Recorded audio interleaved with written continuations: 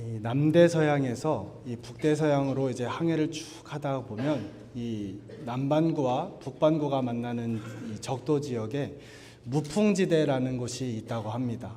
말 그대로 이제 바람이 전혀 불지 않다 보니까 이 큰 대양임에도 불구하고 파도가 하나도 없어서 이제 잔잔한 이제 호수 같은 곳이 이 무풍지대인데, 우리가 겉으로 들었을 때는 바람도 불지 않고 파도도 일지 않으니까 되게 안전해 보입니다.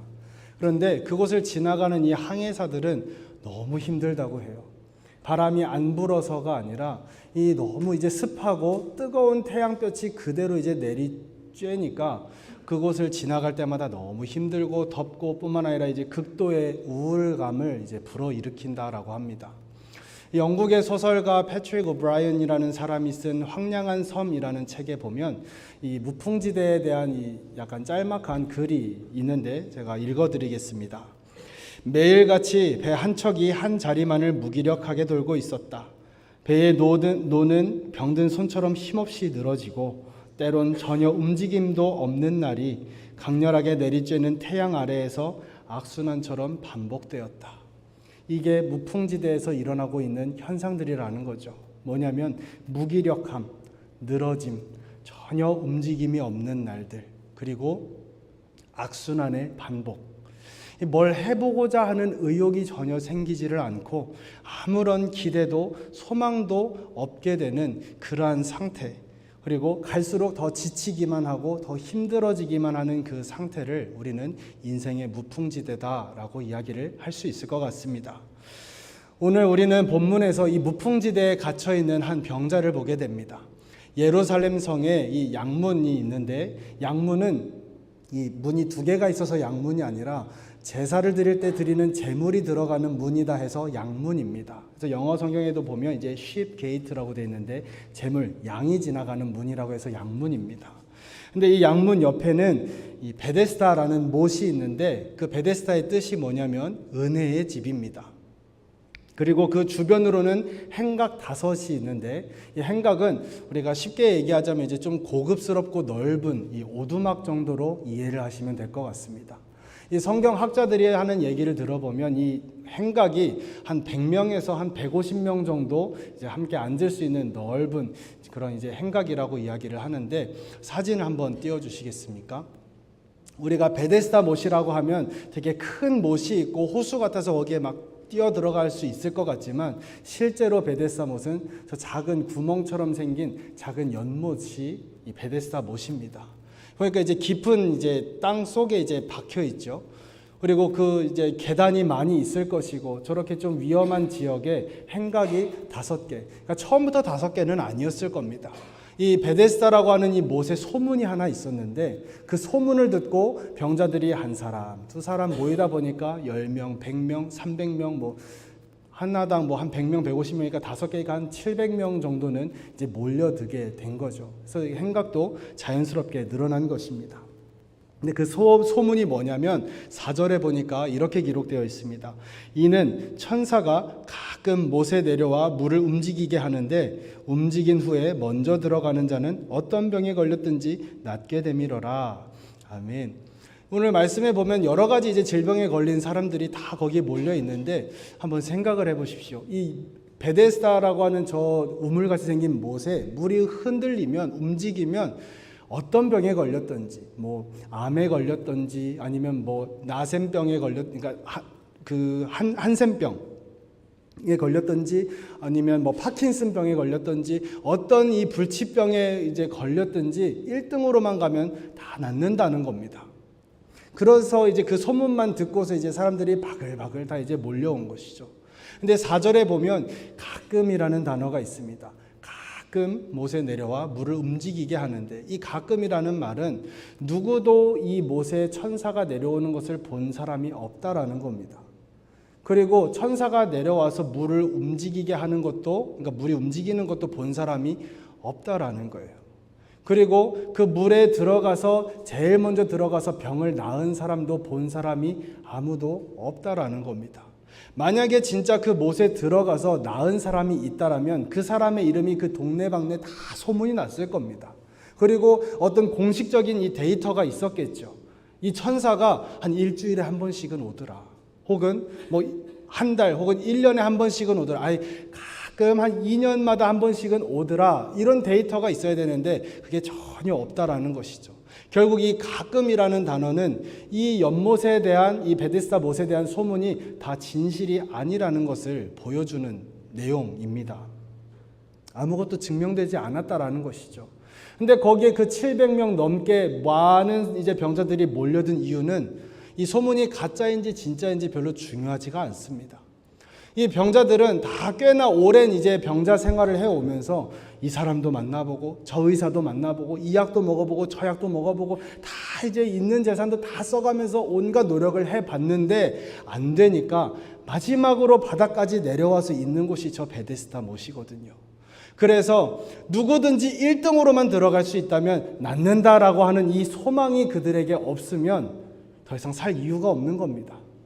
더 이상 내일 아침에 눈 뜨고 싶은 마음도 없을 뿐더러 그냥 죽음 가운데 살아가는 것이죠. 그래서 그 사람들은 소문이 진실인지 아닌지는 중요하지 않았습니다. 그냥 그 못 자체가 그들의 소망이고 희망이었습니다. 여러분, 오픈런이라는 표현을 아시나요? 꽤나 오래전에부터 이제 시작된 한국의 오픈런 문화가 있는데 어떤 물건을 사기 위해서 매장이 문을 열기도 전에 이제 새벽부터 가가지고 이제 진을 치고 있는 거죠. 막 돗자리도 깔아놓고 의자도 갖다 놓고 거기서 음식도 배달시켜 먹고 실제로 있는 일입니다. 믿기지는 않으시겠지만. 근데 왜 이 오픈런까지 해야 되느냐? 물건은 몇 개 없는데 살 사람이 너무 많은 거예요. 그러니까 나라도 내가 제일 먼저 가서 1등으로 줄을 서야 그 물건을 살 수 있는 확률이라는 게 있거든요. 근데 베데스다 연못도 딱 그러한 광경이지 않을까 생각이 됩니다. 그 많은 사람들이 몰려있는데 나을 수 있는 사람은 딱 한 명이에요. 다 같은 마음이지 않겠습니까? 아마도 새벽부터 나가 있는 사람은 뭐 당연히 있을 것이고 누군가는 사람을 써서 돈을 주고 그 사람을 써서 사장님 미안한데 이만큼 좀 사례를 할 테니까 거기 내일 새벽에 좀 줄 좀 서주실래요? 이렇게 줄을 이제 서게 한다라든지 혹은 하나도 안 아픈데 괜히 거기 일찍부터 가가지고 자리를 이 자리 좋네 하고서 거기를 딱 눌러 앉은 다음에 아픈 사람이 오면 내가 여기 자리 내가 싸게 줄 테니까 실제로는 싸지 않겠죠. 이제 프리미엄을 있는 대로 받아가지고 이제 파는 겁니다. 이 자리 내가 줄 테니까 사겠느냐. 근데 여러분 그 돈 주고 안 살 것 같지만 병이 나을 수만 있다면 무엇이든 못하겠습니까? 이 은혜의 집이라고 말씀을 드렸습니다. 베데스다 못이. 근데 은혜는 전혀 없고 싸움과 경쟁만 가득한 아주 아수라장이 이 베데스다 못이었습니다. 그리고 이 아수라장에 38년 된 병자가 누워 있는 것이죠. 38년이라는 세월을 한번 생각해 보면 참 많은 의미를 우리에게 전해주는 것 같습니다.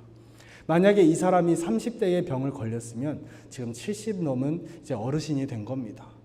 혹은 태어날 때부터 이 사람이 병을 가지고 태어났으면 평생토록 지금 한 번도 일어나 보지도 못하고 거기 누워 있는 겁니다. 혈기왕성한 10대, 20대, 30대에 누구든지 뭘 해도 했을 것 같은 그러한 나이에 아무것도 하지 못하고 그 자리에 누워만 있는 그 38년 된 병자, 마음이 어땠을까요? 남들은 다 걷고 뛰고 뭐라도 일하면서 웃으면서 사는데 나는 웃을 일도 없고 일어날 수도 없고 찾아오는 이도 없고 아무런 변화도 없고 어떤 마음이었을까요? 우리가 상상해 보기는 좀 어려운 마음일 것 같습니다만 아마도 죽지 못해서 살았을 겁니다. 하필 내일 아침에 눈이 떠져가지고 그날도 어떻게든 버텨야 되는 참 비참한 인생이었을 것입니다. 여러분은 실례지만 이민 오신 지 얼마나 되셨나요? 5년, 10년, 15년 혹은 뭐 그 이상 되신 분들도 계실 것입니다. 반면에 뭐 이제 온 지 얼마 안 되셔서 열심히 또 정착하고 계시는 분도 계실 것입니다. 저는 뭐 온 지 얼마 되지는 않았지만 이민 오신 지 이제 꽤 오래되신 분들께서 하시는 말씀을 들은 적이 있습니다. 이민 오면 이민자에게 가장 중요한 것은 생활의 안정입니다. 그렇죠? 정착을 먼저 해야 됩니다.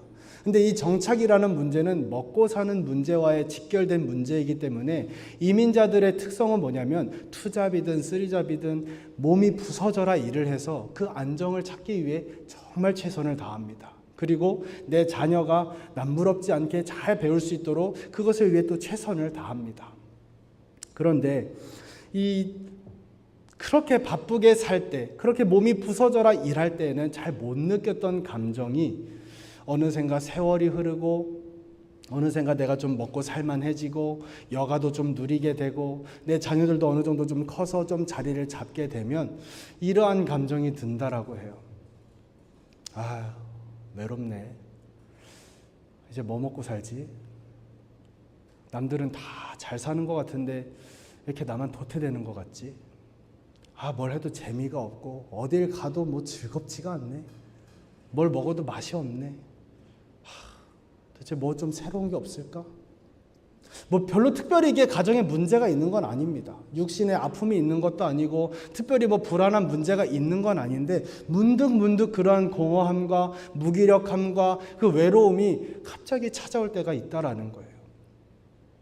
혹은 신앙생활을 해온 연수가 5년, 10년, 15년 뭐 그 이상이 될 수도 있고 그 시간들이 지나가면서 처음에는 안 그랬는데 어느샌가부터 좀 내 믿음이 좀 정체되어 있는 것 같고 내가 교회에서 헌신을 하긴 하는데 전혀 즐겁지가 않고 지치기만 하고 무기력하고 그리고 또 신앙생활을 하는데 전혀 기쁘지가 않고 무슨 납덩이 이따만한 거를 등에 짊어지고 사는 것처럼 차라리 교회라도 안 다녔으면 혹은 예배 자리에 나와 있는데 전혀 기대감이나 소망이나 변화에 대한 그 마음이 전혀 없이 그냥 뭐 매주 드리는 거니까 그냥 그 자리를 지키고 나와 있는 분들이 혹시 저와 여러분 중에 계시다면 저와 여러분은 지금 인생의 무풍지대를 지나가고 있다라고 말씀을 드릴 수가 있습니다. 저는 이 38년 된 병자가 죽음의 그림자 밑에서 정말로 죽지 못해서 살아왔다라고 이야기를 해도 과언이 아니라고 생각을 합니다.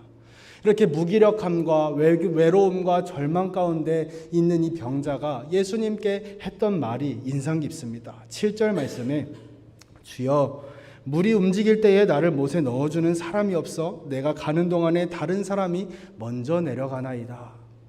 지금 이 얘기가 자신이 38년 동안 이렇게 무기력하고 비참하게 살아온 이유에 대한 이야기입니다.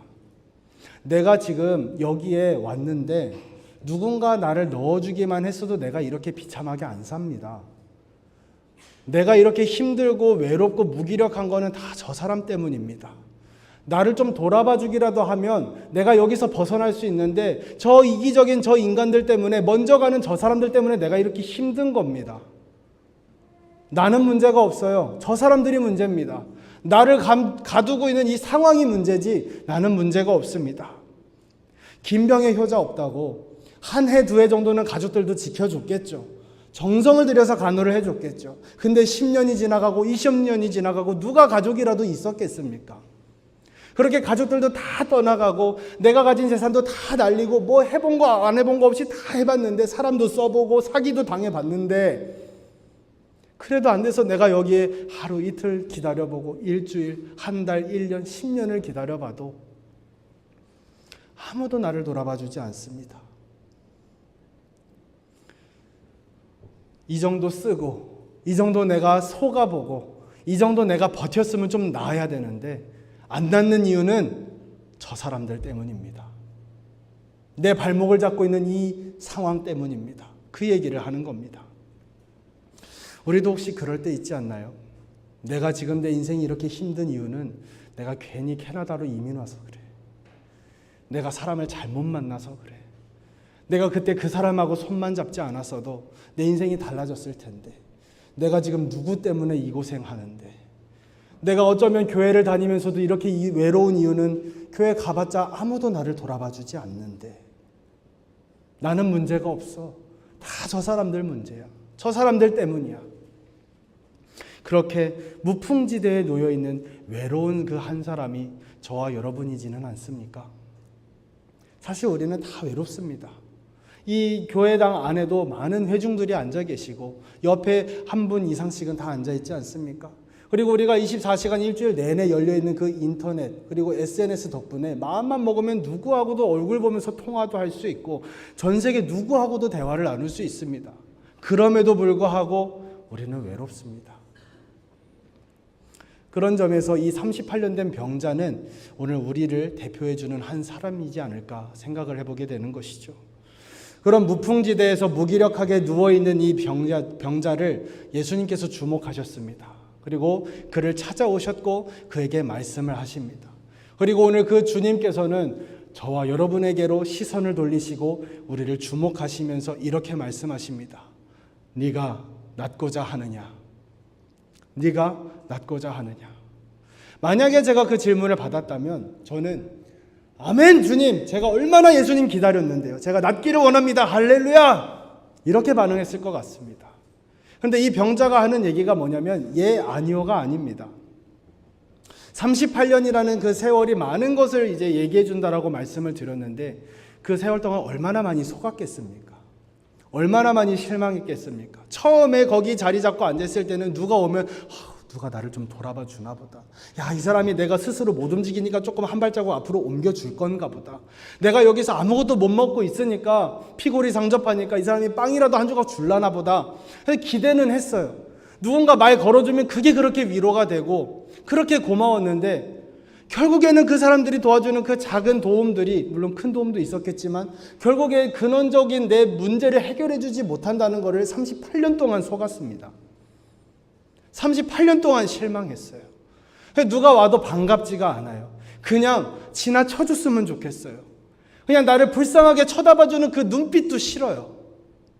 그래서 얼마나 차가워졌겠습니까? 그 사람이 얼마나 날카로워졌겠어요? 그래서 예수님이 말씀하시는데도 예, 아니오가 아닙니다. 뭐라고 얘기하냐면 내가 이렇게 비참하게 사는 거 다 저 인간들 때문입니다. 괜히 여기다가 여기서 쏴붙이는 말에 상처받지 마시고 선생님 가던 길 가세요.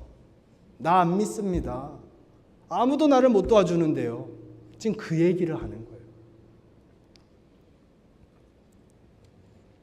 만일 이 병자가 자신에게 지금 말을 건 분이 예수님이라는 사실을 알았다라면 이렇게까지 얘기는 하지 않았겠죠.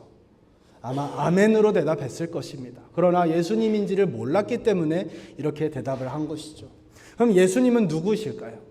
성경에 보면 누가복음 5장에 예수님께서 자신을 이렇게 소개하셨습니다. 예수께서 대답하여 이르시되 건강한 자에게는 의사가 쓸데없고 병든 자에게라야 쓸데있나니 내가 의인을 부르러 온 것이 아니요 죄인을 불러 회개시키러 왔노라.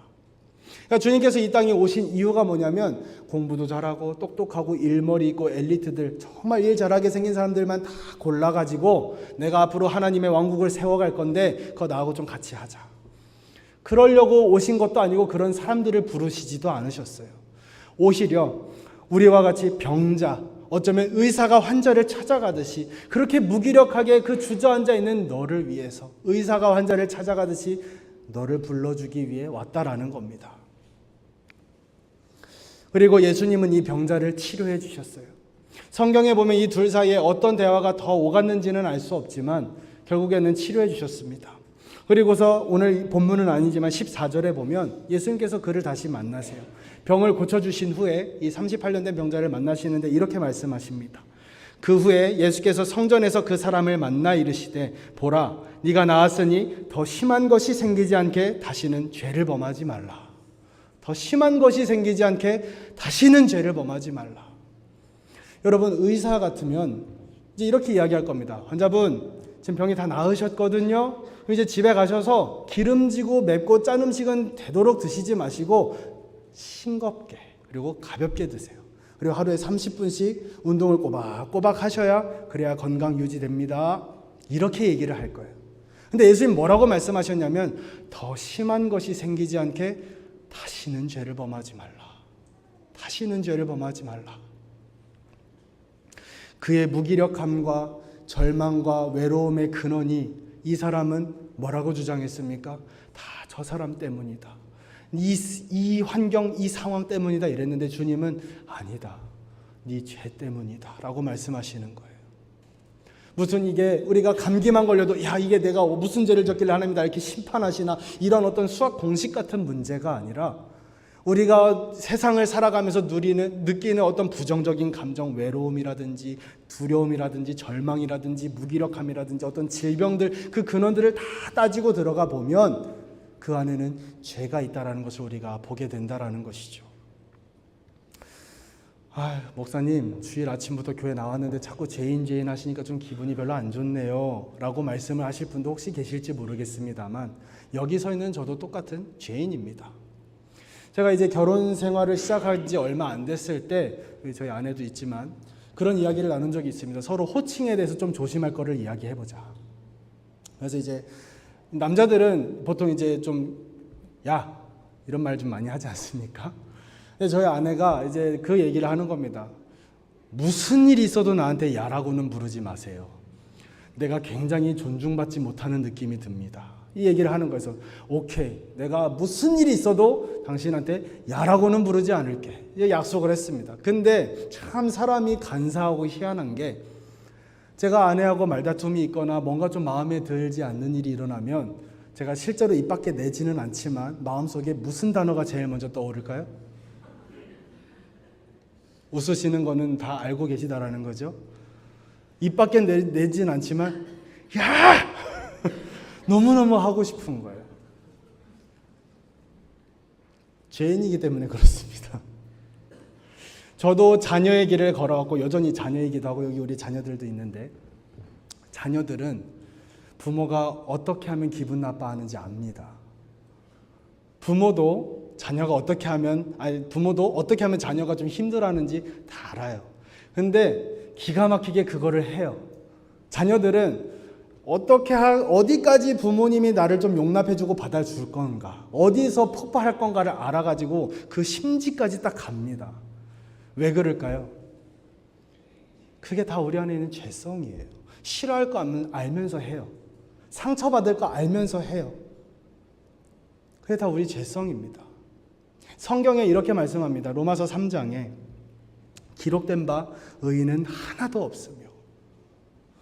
여기저기 둘러봤는데 의인이 진짜 없긴 없더라. 근데 저기 몬트리올 가니까 의인이 한 두어 명 있더라. 그 얘기가 아니에요. 하나도 없다라는 거예요. 하나도. 그러면서 또 로마서 10장에 이렇게 말씀합니다. 3장 23절에 모든 사람이 죄를 범하였음에 하나님의 영광에 이르지 못하더니 한 명도 예외가 없다는 것이죠. 여기서 있는 저부터 우리 이곳에 앉아있는 모든 분들과 저 교회 밖에 있는 모든 사람들이 다 하나님 앞에 죄인이라는 이야기입니다. 그러면서 주님께서 오늘 우리 죄인들에게 뭐라고 말씀하시냐면 네가 낫고자 하느냐라는 거예요. 네가 낫고자 하느냐. 예수님은 이게 질문이 아닙니다. 이 사람이 낫기를 원하는지, 이 무풍지대에서 벗어나기를 원하는지 궁금해서 물어보신 게 아니에요. 내가 오늘 주저앉아 있는 그 무풍지대에서 너를 건져낼 거야. 무기력함 속에서 내가 너를 끄집어낼 거야. 너를 찾고 올가매는 그 죄의 문제로부터 내가 구원해낼 거야. 주님의 의지를 말씀하시는 것이고, 주님의 결단을 말씀하시는 것이고, 주님의 은혜와 사랑을 오늘 그 38년 된 병자에게, 그리고 오늘 저와 여러분에게 베푸시겠다라고 말씀하시는 겁니다. 성경에 보면 죄를 해결하는 방법에 대해서 단 한 가지만을 이야기하고 있습니다.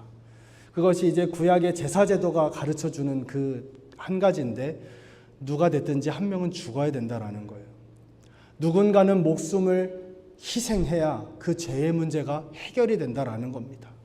그래서 구약시대에 보면 해마다 1년에 한 번 대속죄일마다 이 제물들을 가지고 와서 양문으로 지나가게 하고 그 베데스다 못에서 그 제물을 다 깨끗하게 씻깁니다. 그리고는 잡아서 각을 뜨고 이 번제단에 이제 불로 태워서 드리는 그 대속죄 제사를 통해서 죄사함을 받곤 했습니다.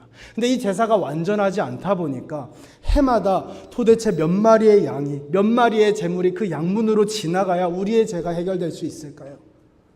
해결이 안 되는 겁니다. 그래서 하나님께서 하나밖에 없는 독생자 예수 그리스도를 이 땅에 보내셔서 그 양문을 지나가게 하시고 그 예수 그리스도를 희생하심으로써 우리의 죄값을 다 치르게 하신 겁니다.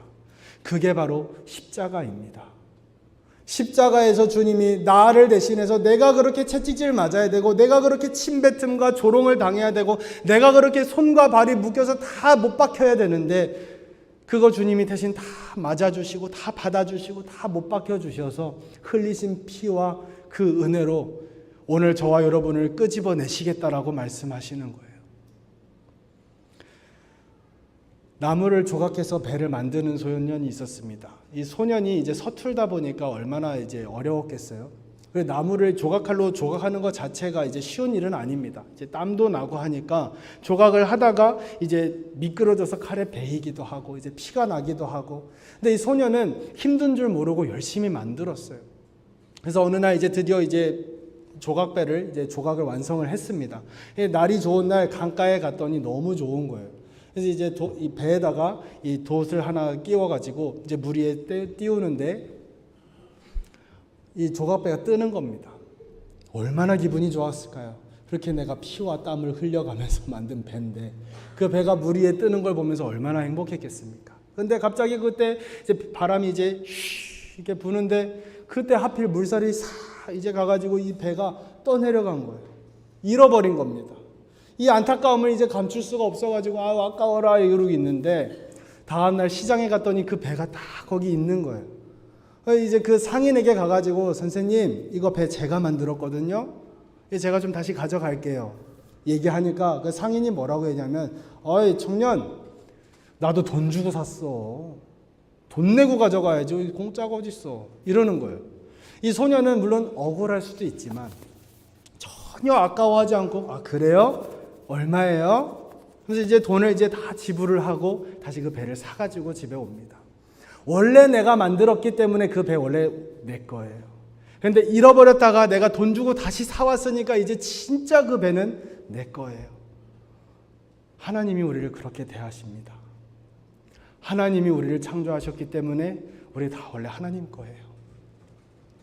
근데 우리가 하나님 앞에 드려야 될 그 자유의지를 하나님에게 드리지 않고 공중권세 잡은 자에게 다 내어주었더니 우리는 다 죄에 팔려가게 된 겁니다.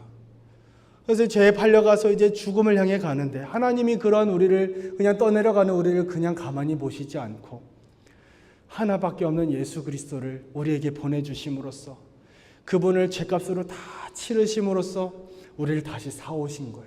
그래서 하나님 우리에게 말씀하시는 겁니다. 너 원래 내 거였는데 내가 다시 사왔거든. 너 이제 진짜 내 거야. 진짜 내 거야. 그 말씀하시는 거예요. 이것을 믿는 자마다 우리의 죄가 해결되고 우리가 주저앉아 있는 그 무풍지대, 영적인 무기력함에서 벗어나게 되는 놀라운 능력이 나타날 줄로 믿습니다. 그러면서 주님께서 우리에게 말씀하시는 겁니다. 내 자리를 들고 걸어 나와라. 두 번 다시는 더 심한 것이 생기지 않도록 죄를 범하지 말아라. 사랑하는 성도 여러분, 언제 내 인생에 다시 좀 바람이 불까? 언제 내 인생에 좀 다시 기쁨을 가지고 새 출발을 좀 해볼 수 있을까? 언제 내가 다시 좀 잃어버렸던 그 기쁨과 소망을 다시 좀 얻을 수 있을까? 기다렸던 분 혹시 계십니까? 그렇다면 지금입니다. 주님이 여러분에게 말씀하고 계세요. 네가 낫고자 하느냐?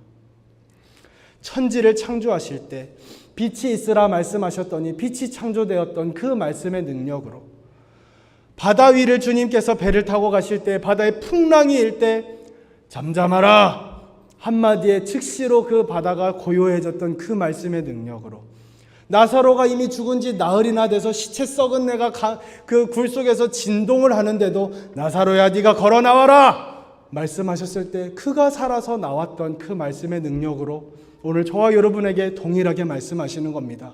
네가 낫고자 하느냐? 네 자리를 들고 일어나와라. 그리고 두 번 다시는 죄를 범하지 말아라. 이것은 질문이 아니라 주님의 의지이고 결단입니다. 무슨 일이 있어도 내가 너를 끄집어낼 거야. 무슨 방해가 있어도 내가 너를 구원해낼 거야. 그 말씀을 하시는 겁니다. 그 놀라운 하나님의 은혜와 능력이 오늘 저와 여러분의 결단에 달려 있습니다. 어떻게 하시겠습니까? 아멘. 주님 제가 낫고 싶습니다. 반응하시겠습니까? 아니면 내가 하나님 앞에 아직도 드린 게 없는데 행한 게 없는데 내가 착한 일 한 것도 없는데 언제까지 공로하고 자격 운운하면서 망설이시겠습니까? 주님이 오늘 부르십니다. 더 이상 무풍지대에서 주저앉아 있지 말고 성령의 바람이 후 부는 곳으로 나와 자유와 영생의 길로 당당하게 걸어가라. 오늘 그 은혜가 저와 여러분에게 풍성하게 임하기를 주의 이름으로 축원드립니다.